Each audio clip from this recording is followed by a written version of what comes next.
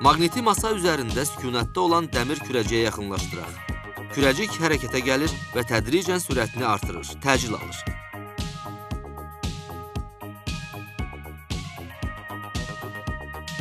Daha güclü maqnitdən istifadə edərək təcrübəni təkrarlayaq. Bu halda kürəciyin təcili də nisbətən böyük olur. Təcrübələrdən belə bir nəticə çıxır.